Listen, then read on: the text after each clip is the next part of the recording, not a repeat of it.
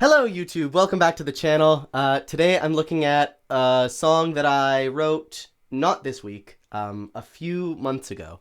I want to share it though because it's very important to one of the projects that I'm working on right now, and in the coming weeks I'm going to be working on that a lot, and so I'm going to be sharing a lot of material from that particular project, and so I want you, the viewers, to have a kind of context for all of that I'm going to be sharing, and also because the two songs that I worked on the piano arrangement for this week, I don't have demo recordings of yet.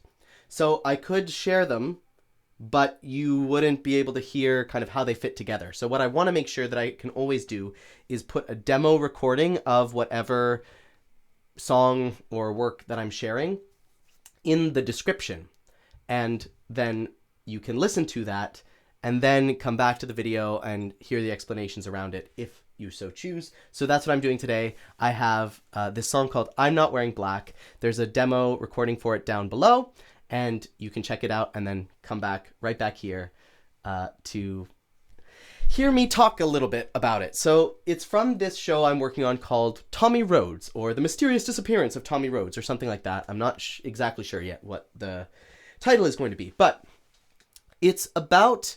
It takes place in the 1930s, so before DNA testing. There are these two boys, young boys, like 3 years old. They both go missing around the same time. There's no real connection between the two disappearances. One of them is the son of a wealthier, middle-class family living in the city. The other is the son of a more lower-class farmhand living about 100 miles away from the city. And they both are gone, vanished without a trace. No connections between the crimes. And then a few years later, one boy reappears, and both the mothers of the missing kids become like convinced that this is their son. Obviously, they can't both be right. So it's about how we as human beings are able to convince ourselves of something that is obviously not true. And all the evidence is pointing to the fact that it's not true. But we can convince ourselves of it because we want to believe it so badly. And I think that has resonances in this like post-truth era of social media and news and everything.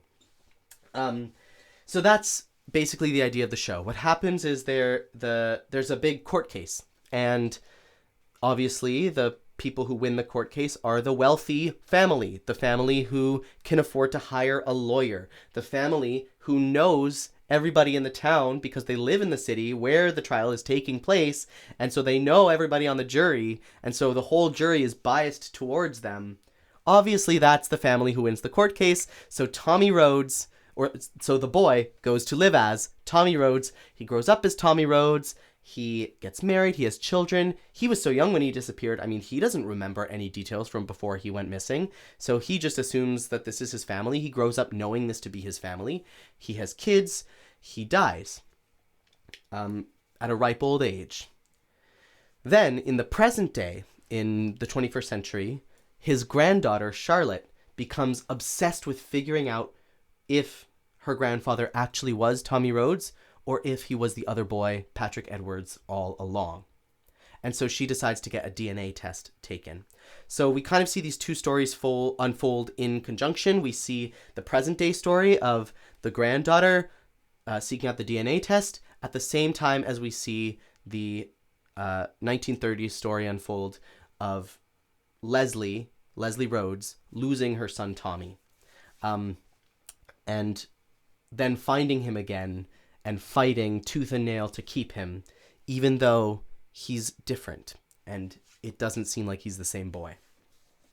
So this song happens once Tommy goes missing, and the whole town basically gives up searching for him, and they hold a mock funeral where they lower an empty casket into the ground, and Leslie Rhodes is the only person who refuses to attend the funeral because she refuses to mourn her son. She refuses to accept that her son is gone. Obviously, when a new boy reappears, that refusal to accept the truth is going to have dark consequences. So this song is called I'm Not Wearing Black. And it starts with this, which is a lullaby. The melody is a lullaby that Leslie sang to her real son earlier in the show.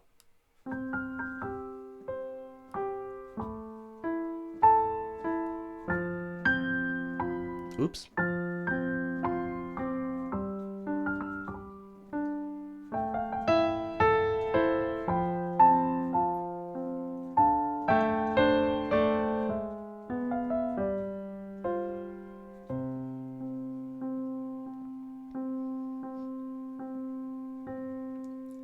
I believe in miracles. I believe in love. I believe in blessings showered down from up above.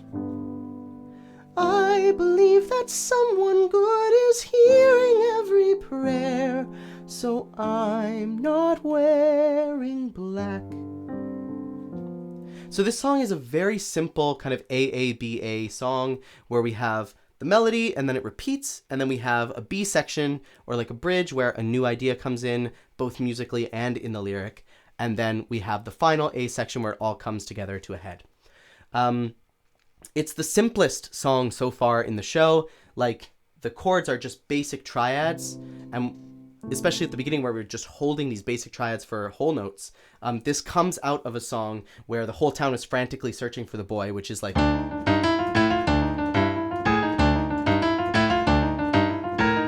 So the fact that we're coming out of a song that sounds like that, and we're just giving these very simple whole note major chords, it's a big contrast, and I think that's very effective, and it keeps the show feeling fresh and vibrant. The one note in the entire accompaniment that isn't in the key of C major, the one black key basically in the entire thing is on this F minor chord, which leads us into the next chord. So we have this, I believe that someone good is hearing every prayer. So we have that ba-da, that inner voice there. Ba-da, which is very moving and emotional, that you can almost picture that being played on a cello, like, that's what I picture anyways. There is a mourning to that. There's an anguish in it. Even when she's saying the words, someone good is hearing every prayer, so I'm not wearing black, it's still this. And it could have just been F major instead of F minor with the white key, the A natural. Which isn't quite as anguished, I think, because of that inner voice with that A flat. So then we see the funeral unfolding behind her.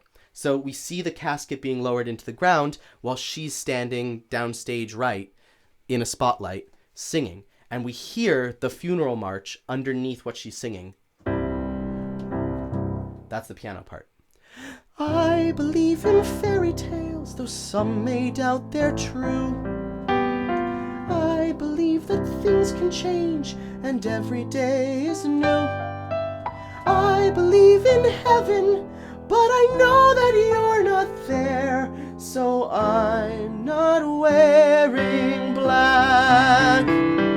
Again with that anguished A flat to A natural inner voice, and then it starts picking up, it becomes more intense, there's more movement, these 16th notes come in. Some people in this town think I'm delusional, or call me delusional. I won't turn around. Some people in this town believe your fate is clear. Well, I won't shed a tear until you're found for. And then we segue into, I believe in sticking out and holding on to hope. I believe in miracles, that's the only way I know to cope. I believe in God, and I believe that God is fair. So we have this big crescendo. We have this big high note that leads us into this triumphant finale. It's a classic AABA structure.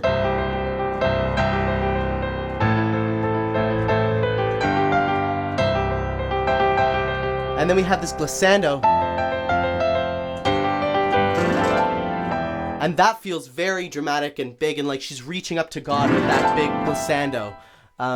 And of course the next lyric is, I believe in God, and I believe that God is fair. So she sings this like very high note right on her break in this kind of cracky head voice that feels very broken down and vulnerable. Like to have someone who's not really a soprano sing in their head voice on that note, after belting these big notes, these D's and C's, having them sing that E in a pianissimo head voice, it is a very vulnerable and unstable sound. I also just realized I'm kind of giving you Sweeney Todd realness today. I don't know why the lighting is so weird today, but anyways, the lighting is always weird in the studio. That's why I'm actually redoing the studio. I'm about to go out and buy some paint to paint the walls. So hopefully for next week, I'll have some lovely new walls and new lighting. And then the only other note that isn't in C major, that isn't a black key basically in the entire song, is here on the word fair, where we go from this fortissimo fortissimo blasting to that pianissimo, and we have that F sharp, which borrows from the Lydian mode. So what that means is it's a kind of scale. We have the major scale, which we all know and love. But if you raise that fourth note a semitone, we get the Lydian scale, which is a different kind of scale. And it feels very dreamlike. So I'm borrowing from that Lydian mode with that F sharp, which is in C Lydian, but it isn't in C major. So that F sharp makes it feel more dreamy and like it's reaching up to heaven. So I'm not wearing black. I believe, no, I know that you are coming back. And again, there's that same F sharp. So I'm not wearing... And then this lullaby melody comes back in. We hear this a bunch throughout the show. Black. There's that F sharp again. And then this kind of spooky, scary cadence ends the song with all of these black notes. We've had a bunch of like white notes, solid major chords, and then we end with